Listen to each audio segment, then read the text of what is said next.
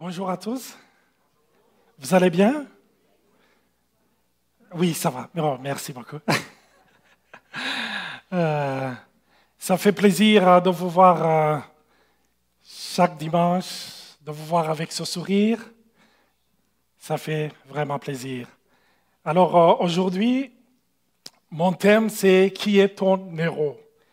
Et c'est bon.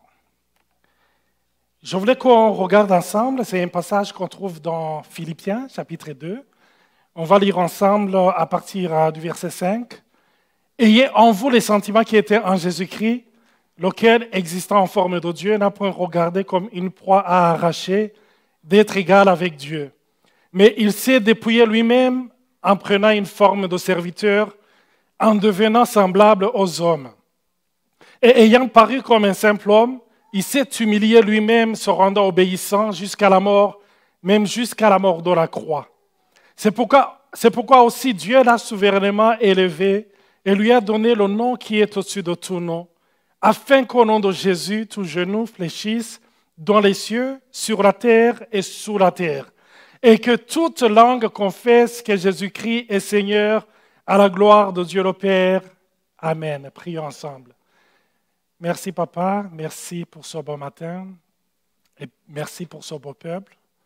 Merci Seigneur parce que toi seul peux toucher, peux restaurer, peux fortifier, peux encourager. Et je te prie qu'à travers ce message, tu puisses parler à ton peuple. Merci pour tout. Saint-Esprit, joue ton rôle et touche le peuple au nom de Jésus. Amen. Amen. Comme Teresa venait de le dire, c'est difficile de se tenir devant tout ce monde, des gens qui te regardent, des gens qui ont des attentes. On a une certaine pression, on se dit, est-ce que je vais être à la hauteur? Mais quand on se rappelle que ce n'est pas à nous de toucher les gens, la pression baisse. Alléluia. C'est le Saint-Esprit, c'est Dieu qui peut toucher son peuple. Nous, on ne peut rien faire. Je me rappelle d'un témoignage d'un homme de Dieu qui priait le Seigneur et qui disait, maintenant c'est le temps de te servir. Je me sens prêt, je me sens prêt. Et le Seigneur ne lui disait rien. Et après, il est passé à travers les moments décourageants. Et là, il a dit, Seigneur, oublie-moi. Oublie-moi, choisis quelqu'un d'autre, utilise n'importe qui. Et là, le Seigneur lui a dit, maintenant c'est le moment. Il a dit, quoi Seigneur? Quand j'étais prêt, tu n'es pas venu. Et maintenant que je suis découragé, c'est là où tu veux m'utiliser.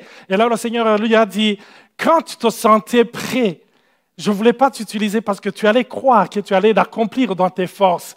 Mais maintenant que tu as tes yeux sur moi, moi seul peux le faire à travers ta vie. Alléluia.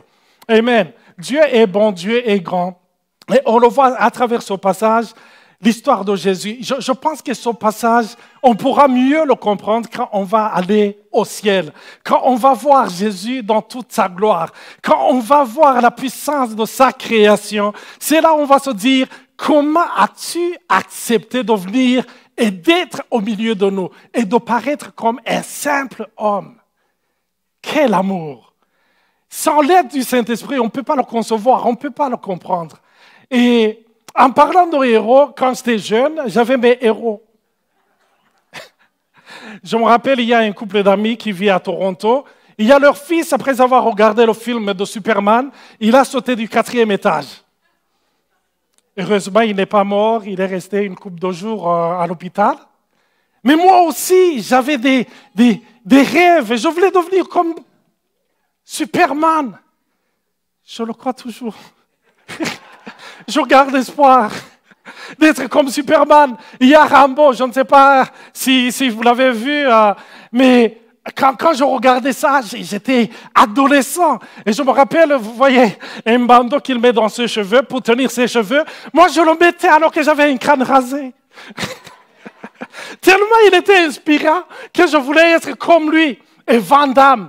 Oh là là là là, je voulais marcher comme lui. Mais on n'a pas les mêmes jambes. Ils ne sont pas formés de la même façon. Mais quand je marchais, je sentais que tout le monde allait me regarder et dire « Van Damme !» C'est ce que je croyais, c'est ce que je voulais en moi. Et qui n'a pas rêvé de Titanic? De trouver quelqu'un qui nous aime avec cette passion. De rester là. C'est ça. Donc, mais le problème, c'est qu'en grandissant, de plus en plus, on voit la limite de nos héros. Et quand on parle de héros, c'était un mot qui était utilisé il y a des siècles. C'était pour désigner un chef militaire ou un demi-dieu, comme Hercule. C'était une personne, grâce à ses exploits, était au rang de demi-dieu. C'était quelqu'un qui était digne de l'estime publique grâce à ses actions courageuses. Et quand on regarde dans la vie des héros, les différents héros qu'on a pu voir au cours de l'histoire, c'était des gens qui ont accompli de grandes choses, mais qui, au départ, n'étaient pas donnés vainqueurs. C'était des gens qui, naturellement, étaient peut-être faibles, qui étaient petits de taille, peut-être. Et vous vous rappelez de Gédéon dans l'histoire, quand Dieu envoie son ange et qu'il va le visiter, et qu'il lui dit, vaillant héros, il s'est regardé, il a dit, qui? Moi? Parce que lui se considérait comme un vaillant héros. Et l'Éternel lui dit, tu es un vaillant héros. Il ne comprenait pas. Et il se dit, ma tribu est la dernière de toutes les tribus d'Israël. Et ma famille, c'est la dernière. Et dans ma famille, moi, je suis le dernier. Comment peux-tu m'appeler vaillant héros? Et vous savez, quand Dieu vous appelle vaillant héros, c'est qu'il n'a pas regardé à vous, c'est qu'il se regarde lui-même. C'est même pour cela, quand il vous donne une promesse, il ne regarde jamais les circonstances qui sont bonnes ou pas. Il se regarde lui-même. Suis-je capable d'accomplir ce que j'ai dit? Et comme il sait qu'il est capable, et qu'il dit et que la chose arrive, et qu'il le redonne et qu'elle existe, Dieu donne sa promesse. Et sa promesse ne consiste pas en notre force, en notre capacité d'accomplir des choses. Ça consiste en sa capacité. C'est pour cela que même quand nous allons vers lui en disant « Seigneur, rien ne marche », il ne s'attendait pas à ce que ça marche. Parce que c'est lui qui change les temps et les circonstances. Alléluia. Et on le voit dans la vie de David. Quand Dieu parle à Samuel et lui dit d'aller oindre le prochain roi d'Israël, il s'en va.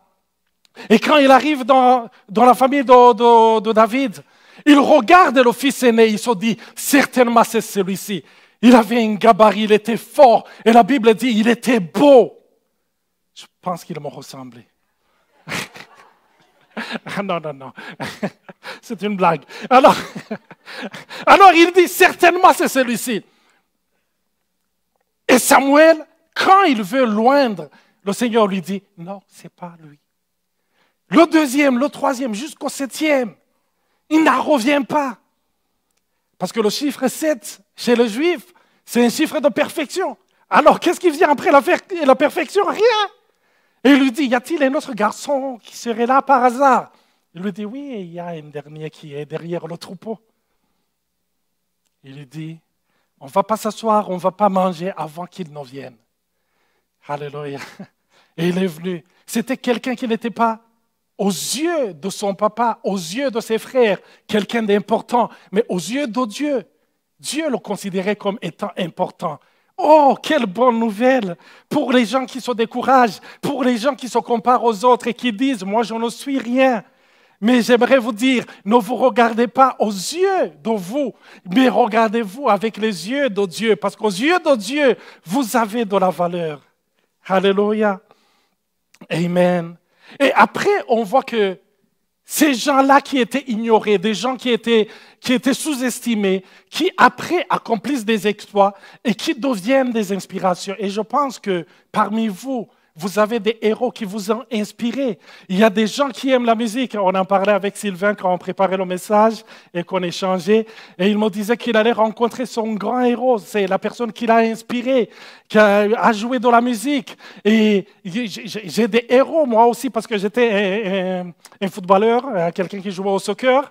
Et j'ai des héros que j'aimerais rencontrer. Ça me ferait plaisir, chanceux.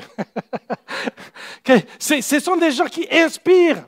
On veut les imiter, on veut être comme eux. On veut s'en approcher. Parce que souvent, les héros apparaissent quand il y a des moments de chaos, quand il y a des moments de crise. C'est là où apparaissent souvent les héros de nos vies. Donc, un héros est synonyme des fois de sauveur, de quelqu'un qui transforme ou qui touche notre vie, de quelqu'un qui change nos vies. Quand nous étions enfants, les parents étaient nos héros. Nos héros.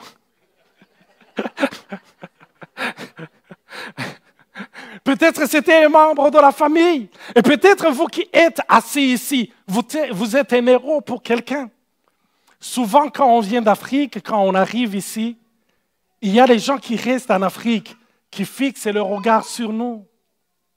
Quand il y a un problème, parce que chez nous, d'après notre culture, notre famille, ce n'est pas seulement ton épouse avec tes enfants. Non, non, non, non, non. Ce sont tes parents aussi. Ce sont tes frères et tes sœurs, mais c'est aussi leurs enfants, mais c'est aussi tes cousins et c'est aussi leurs enfants. Donc tout ce monde te regarde. Quand ils ont un problème, ils te regardent. Tu es leur héros. Quand tu prends l'avion, pour eux, c'est synonyme de salut. Au moins, il y a quelqu'un qui y va. C'est quelqu'un qui a réussi. Et c'est quelqu'un qui va penser à nous. C'est quelqu'un qui va être une bénédiction. Chaque fois qu'il y a un problème, il t'envoie un message. Envoie un $100. Envoie un $200. Et quand tu envoies l'argent, ils te célèbrent. Ils disent gloire à Dieu. C'est quelqu'un qui est une grande bénédiction pour nous. Mais souvent, nous le décevons. Parce que chaque fois qu'ils s'attendent qu'on envoie quelque chose, ce n'est pas sûr qu'on a toujours ce qu'ils attendent. Et souvent, tu peux envoyer un $100. Et pour toi, ce n'est pas un $100, c'est du sang que tu viens de donner. Mais quand ça arrive chez eux, ils disent, mais il m'a sous-estimé. Lui, il a réussi. Hein? Et regardez-le, il envoie un petit $100. Donc, nos héros, quand nous grandissons, des fois, nous voyons leurs limites et nous sommes déçus d'une manière ou d'une autre. Et souvent, quand un héros ne le satisfait pas, on essaie de le substituer, de le changer avec quelqu'un d'autre. C'est nos héros qui changent. Et quand nous nous marions, nous croyons nous marier avec une héroïne et un héros. Amen. Alléluia, parce que c'est quelqu'un de parfait. Je ne sais pas ce qui se passe durant les fiançailles, qu'on croit que la personne avec qui on va se marier, c'est un ange à qui il manque seulement des ailes. Mais quand on arrive et qu'on vit ensemble, des fois on est désillusionné. On dit, mais je ne savais pas qu'une telle personne, qu'un tel homme pouvait réagir comme ça. Et dans sa tête, on se dit, c'est mon héros, c'est ma héroïne qui m'a déçu. Et souvent, nous mettons la pression aussi sur nos enfants. Parce que nous regardons notre vie. Il y a des objectifs qu'on n'a pas atteints, mais on veut les atteindre à travers nos enfants. On met la pression sur nos enfants. On veut qu'ils obtiennent les meilleures notes qu'on n'a pas reçues. Qu'ils gagnent la popularité qu'on n'a jamais reçue, qu'on n'a jamais eue.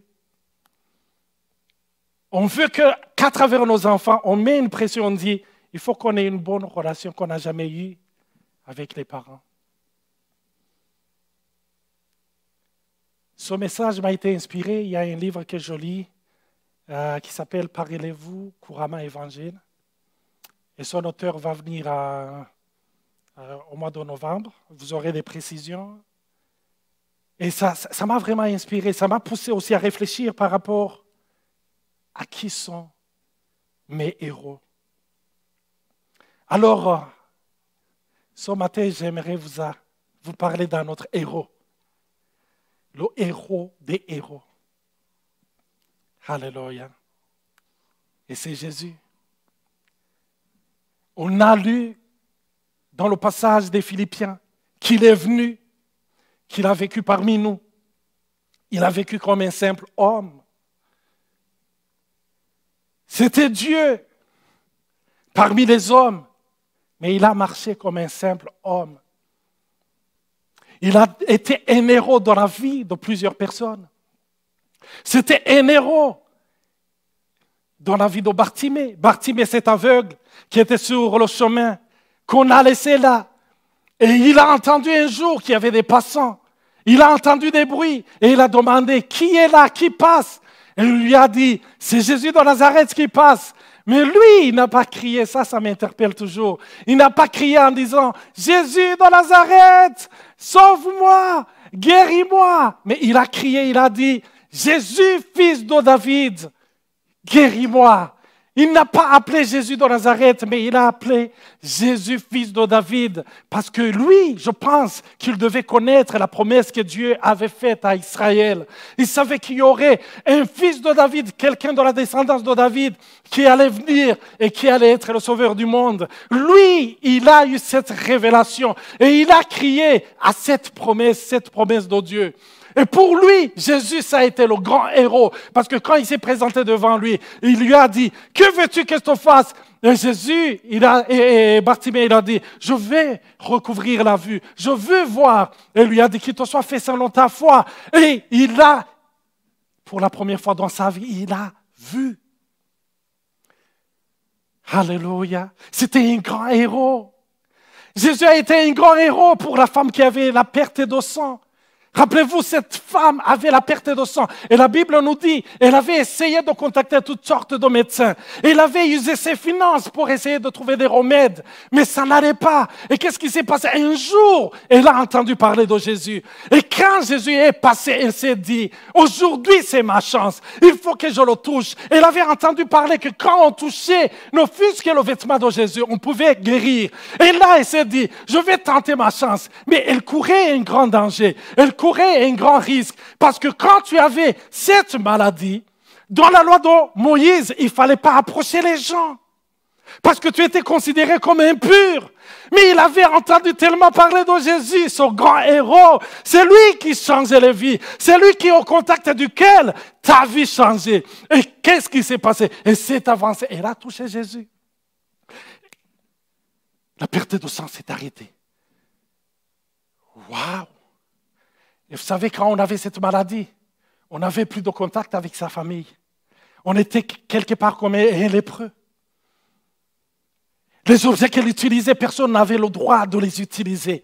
Imaginez cette grande délivrance. Et j'aimerais vous dire, vous qui écoutez, vous devez vous dire peut-être, oh, ce grand héros. Mais j'aimerais vous dire, il est le même hier, aujourd'hui et pour l'éternité. C'est le même Jésus que nous venons de célébrer ce matin. C'est le même que vous avez reçu dans vos vies. C'est le même. Il ne change jamais. Et quand je parle de lui, j'ai envie de crier parce qu'il a touché ma vie. Et chaque fois que je l'expérimente, il m'éblouit.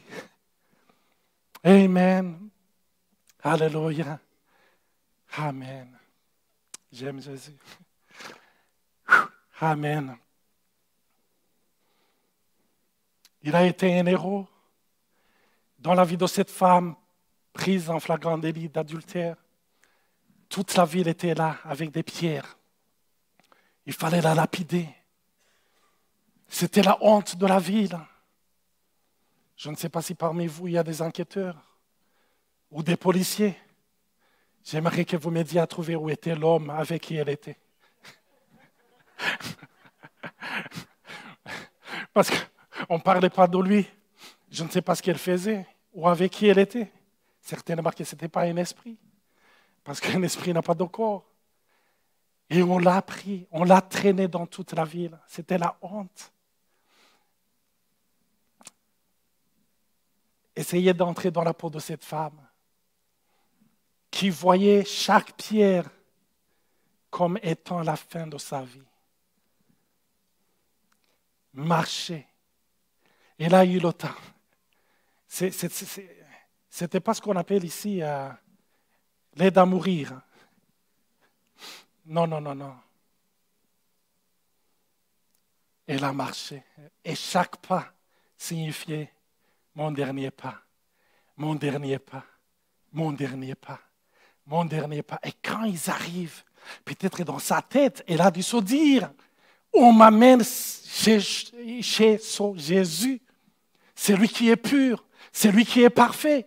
Je pense que lui ne va pas utiliser de simples pierres. Il va utiliser un roc. Parce que lui, il est digne. Lui, il est pur. Et quand le peuple arrive, Il dit, la loi de Moïse dit de lapider de telle femme. Et toi, que dis-tu? Il dit que celui qui n'a jamais commis de péché lance la première pierre.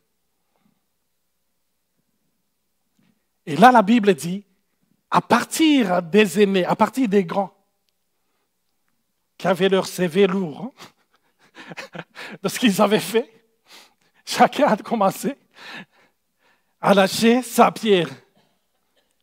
Jusqu'au petit enfant peut-être qui a volé le sucre à la maison le matin. Il a lâché sa pierre. Et quand Jésus a levé ses yeux, il a dit, personne ne t'a jugé, personne ne t'a condamné, personne ne t'a lancé la pierre. Et il dit non. Peut-être que dans sa tête, il se disait, peut-être les autres, ils ont commis des péchés. Mais si lui est pur et parfait, c'est ma fin. Oui, c'était la fin à une vie et un début à une autre. Une vie de liberté, une vie d'acceptation. Alléluia. Jésus lui dit, moi-même, moi aussi, je ne te condamne pas. Va et ne pêche plus. Jésus ne lui dit pas, va et essaie d'être parfait. Non, dans cette parole, va et ne pêche plus, se trouve la puissance de l'aider à vaincre ses péchés. Alléluia. Amen. Et son héros, il a vécu parmi les hommes. Il a vécu parmi les gens, marchant, nourrissant des milliers de gens, guérissant les lépreux, délivrant ceux qui étaient possédés. C'était un grand héros. Mais comme je vous ai dit, il y a comme deux limites chez les héros. Souvent, ils sont inaccessibles, mais lui, il était accessible. Et secondo, c'est que nos héros meurent aussi. Et Jésus, on l'amène. Et dans la tête des disciples ou des gens qui avaient cru en lui, ils se disaient, quand même, il ne va pas mourir, il ne peut pas mourir. C'est lui qui marche sur les eaux, il ne peut pas mourir. C'est lui qui ressuscite les morts. Comment peut-il mourir? Mais ils ne comprenaient pas qu'il n'avait pas pris. Non, il venait de donner sa vie. Il s'était offert. Et qu'est-ce qui s'est passé? On le voit sur la croix. Peut-être jusqu'à la dernière minute, il croyait, non. Il va quitter la croix. Comme dans les films de Marvel. Peut-être qu'il va, hein? Bah, va sauter en l'air. Non, non, rien ne s'est passé. La mort a été confirmée. Ils étaient déçus. Ils étaient découragés. Mais il est mort, le grand héros. Il est mort. Et se sont dit entre eux, retournons à ce que nous faisions avant. Nous nous sommes trompés pendant 3 ans et demi. Nous avons misé notre vie sur sa vie, sur son appel, et rien ne se passe. Ils étaient découragés. Mais le 3e jour, alléluia, tandis qu'il y avait des disciples qui marchaient sur le chemin d'Emmaüs, là, ils voient un 3e homme le rejoindre. Il vient avec eux, il dit, pourquoi êtes-vous triste? Il lui dit, mais es-tu le seul qui vit à Jérusalem et qui ne sait pas ce qui s'est passé? Il dit, qu'est-ce qui s'est passé? Ils ont commencé à lui raconter tout ce qui s'est passé, la peine qu'ils avaient. Et là, il commença en utilisant les Écritures et en parlant de lui, de ce qui le concernait. Peut-être qu'il leur a dit, vous savez, quand Adam et Ève ont péché, il y a eu un animal qui a été sacrifié et ils ont été recouverts, leur nudité a été recouverte. Ça symbolisait moi. C'est moi qui va, c'est moi qui est censé recouvrir votre nudité. Alléluia. Il leur a dit, vous voyez l'agneau pascal? L'agneau pascal, c'est une image de moi. C'est moi, le vrai agneau qui ôte le péché du monde. Alléluia. Il a dû parler peut-être du bâton de Moïse en disant, c'est ce bâton qui a ouvert la mer Rouge en deux. Ce bâton me symbolise parce que c'est moi qui vous permet d'entrer dans la terre promise. Il a parlé de ce qui le concernait. C'est pas un héros qui est mort, c'est pas un héros qui déçoit, mais c'est un héros qui meurt, qui ressuscite. Et il n'est pas mort de sa mort, il est mort en prenant notre mort. Il n'est pas ressuscité pour lui, il est ressuscité afin que nous ayons la victoire sur le grand ennemi qui est la mort. Alléluia. Est-ce que ce que je dis, c'est sensé? Des fois, je parle à une vitesse que je me dis, est-ce que ce que je suis entré, j'espère que c'est dans l'ordre. Alléluia. J'ai des notes, mais des fois, Amen. Et nous allons le voir, ce grand héros, il commence à se manifester et à toucher de simples hommes, de simples femmes. Et il commence à les transformer eux aussi en héros. On va voir un certain Paul, de persécuteur à héros. On le voit dans la vie, dans 2 Corinthiens. Cette semaine, j'ai passé comme 3 jours à méditer sur 2 Corinthiens. 2 Corinthiens 11, ça m'a tellement interpellé. Dans le verset 23, si vous le pouvez, lisez tout le chapitre 11. Mais j'ai pris quelques versets. Sont-ils ministres de Christ? Là, il était en train de justifier son ministère auprès de certains Corinthiens qui commençaient à mettre en doute son ministère. Sont-ils ministres de Christ? Je parle à un homme qui est extravague. Je le suis plus encore. Par les travaux, bien plus. Par les coups, bien plus. Par les emprisonnements, bien plus. Souvent en danger de mort. Fréquemment en voyage. J'ai été en péril sur les fleuves. En péril de la part des brigands, en péril de la part de ceux de ma nation, en péril de la part des païens, en péril dans les villes, en péril dans les déserts, en péril sur la mer, en péril parmi les faux frères. Et pensez-vous qu'on parlait de qui? On parlait de celui qui persécutait l'Église, celui qui avait demandé les lettres, une autorisation spéciale afin qu'il aille traquer les chrétiens partout où ils se trouvaient. Et c'est celui-là même qui dit qu'il a été en péril partout. Il était en péril pourquoi? Pour annoncer l'évangile, pour aller parler de cet homme qu'il voulait faire passer au silence. Et après, il va dire, et sans parler d'autre chose, il y a beaucoup de choses. Je suis assiégé chaque jour par les soucis que me donnent toutes les églises. Il avait maintenant le fardeau des églises. Lui qui voulait se débarrasser des églises, maintenant il a le fardeau.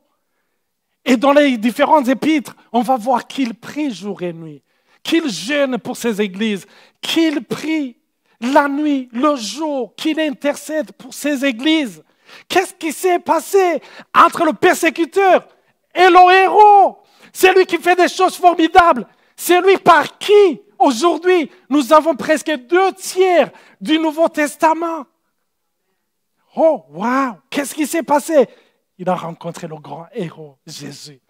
Alléluia! Ce grand héros, il peut transformer des vies. Il peut changer des vies.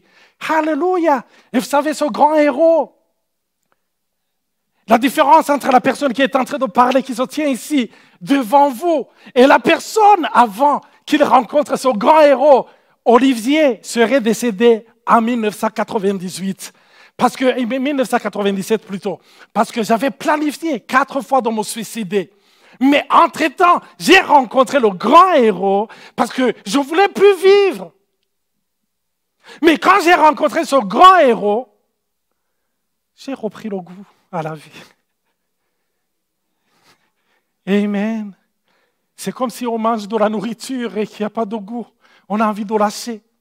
Et que tout d'un coup, il y a quelqu'un qui met un ingrédient, que ça change tout. Et que tu manges jusqu'au point de vouloir même manger l'assiette. Alléluia. Amen. Alléluia. C'est ce grand Jésus. Et vous savez, il répond. On pourrait se demander comment Paul pouvait-il y arriver. Il dit dans Philippiens, ce n'est pas en vue de mes besoins que je dis cela, car j'ai appris à être content de l'état où je me trouve. On a besoin d'apprendre d'être content de l'état où on se trouve. Parce que comme je l'ai dit, la complainte et les plaintes, c'est un sport national de plusieurs pays. On se plaint pour tout. C'est facile de se plaindre, on se plaint pour tout. Mais il dit, j'ai appris. Le Seigneur l'a appris. Et il va dire, je sais vivre dans l'humiliation. Je sais vivre dans l'abondance. Parce qu'il y a des gens qui peuvent s'en sortir dans l'humiliation. Mais quand ils parviennent dans l'abondance, tout tombe en chaos. Mais il dit, j'ai appris, je sais vivre dans l'humiliation et je sais vivre dans l'abondance. En tout et partout, j'ai appris à être rassasié et à avoir faim, à être dans l'abondance et à être dans la disette. Et pourquoi? Comment peut-il y arriver? Est-ce une capacité naturelle qu'il avait? Non, il dit, je puis tout par celui qui me fortifie. Je puis tout par son grand héros. Alléluia. Ce matin, sentez-vous que vous aimez plus ce grand héros? Je sens qu'après ma prédication, je tombe encore en avantage, en amour avec ce grand héros. Alléluia. J'aimerais inviter le groupe à venir ici. Je n'ai pas terminé, mais on peut acclamer pour les encourager.